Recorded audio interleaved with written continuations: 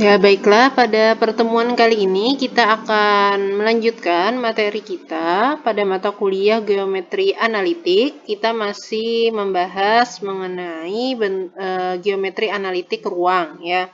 Pada pembahasan pertemuan kali ini kita akan membahas mengenai jarak pada ruang dimensi 3.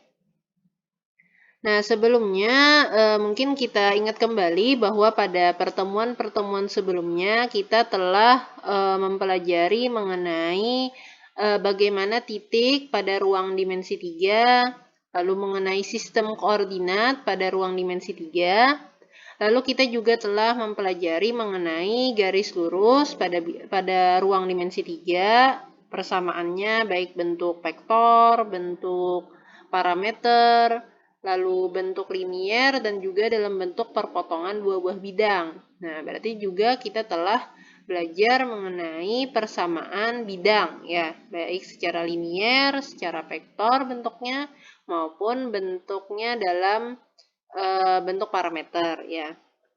Dan kita juga sudah mempelajari mengenai bagaimana kedudukan, baik kedudukan garis dengan garis, kedudukan garis dengan bidang, lalu kedudukan bidang dengan bidang.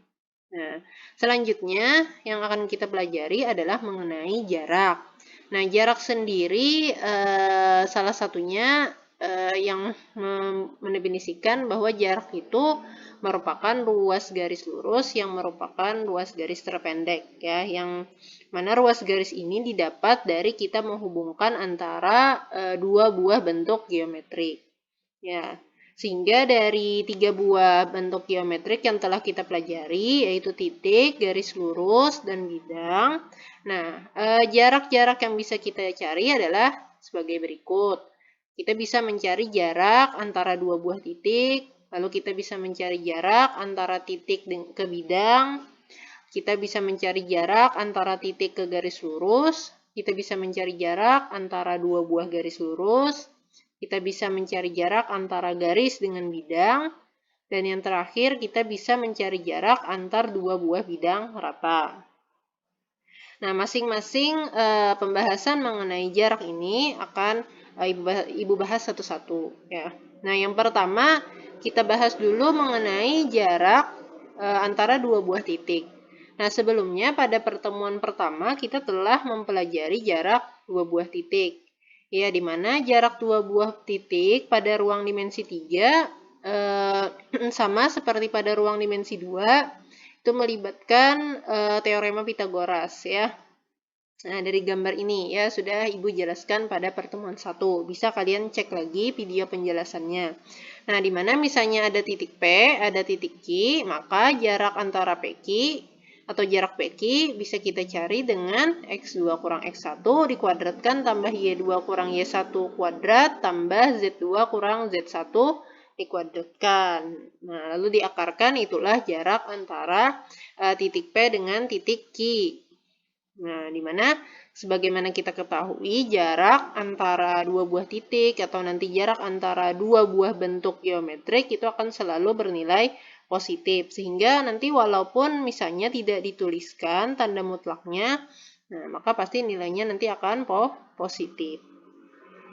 Nah, jadi untuk jarak dua buah titik ini mudah ya, karena sudah kita pelajari. Lalu untuk contohnya bisa kalian lihat di buku kalian. Jarak yang berikutnya adalah jarak antara titik ke bidang rata. Ya.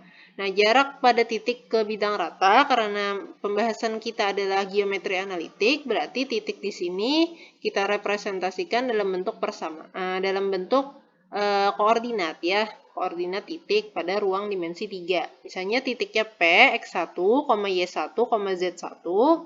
Lalu karena yang mau kita ini cari adalah jarak titik ke bidang rata, maka bidang ratanya kita misalkan saja dengan persamaan umum bidang AX tambah BY tambah CZ tambah D sama dengan 0. Nah, sehingga untuk mencari jarak antara titik ke bidang rata, nah di sini kita sepakati untuk jarak kita beri lambang D, distance ya.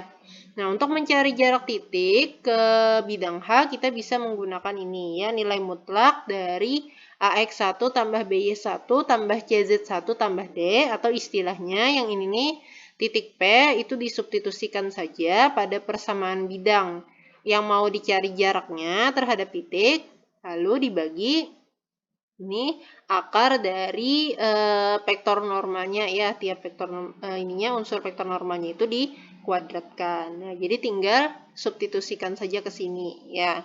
Nah, atau secara gambarnya, secara geometris seperti ini, ada bidang, lalu ada titik yang dia itu berada di luar bidang. Nah, maka jaraknya berarti kita buat ruas garis antara titik P ke titik H yang dia itu tegak lurus. Nah, inilah yang disebut sebagai jarak. Tadi jarak antara titik P ke bidang rata. Ya. Nah, yang jelas kolom ini ada jarak, nilainya ada, tidak sama dengan 0 jika P-nya berada di luar bidang H. Nah, kalau misalnya P-nya itu jelas, misalnya ada di H, ya sama dengan 0, nah, maka titik P-nya berarti jaraknya sama dengan 0. Nah, yang berikutnya, untuk tadi jarak antara titik ke bidang rata, kalian bisa lihat contohnya di halaman 38. Jadi tinggal mensubstitusikan saja.